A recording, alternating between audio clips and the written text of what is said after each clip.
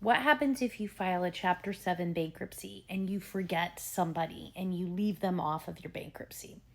Well, if you forget a creditor and you remember about them before your case is discharged, you can add them for like $100. You can add them to your bankruptcy. Okay. That's probably the safest thing to do.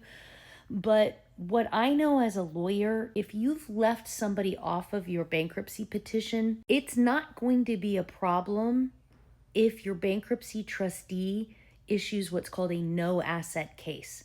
So if your bankruptcy trustee goes through your case and says, this person doesn't have anything for me to take from them, I can't take any of their tax refund, their car's completely protected, everything they've got's completely protected, then that's what's called a no asset case. And in a no asset case, well after your bankruptcy is over, you can just send the lender that you forgot. You can show them that you filed for bankruptcy way back in the day. And as long as you had incurred their debt before you filed for bankruptcy, it's going to go away.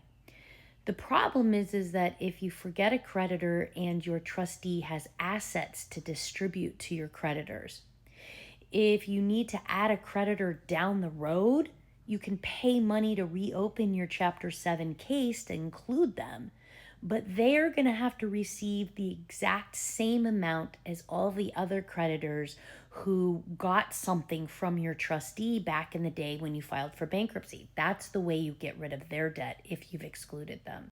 So I hope you understand this. This means that if you are a no asset case, you probably don't have to worry about it. If this is an asset case, you do want to work a little bit harder to make sure all of your creditors are included in your bankruptcy, because it's going to cost you money down the road to add them if you've forgotten them. But it can all be fixed with money. That's the bottom line here. Shocker.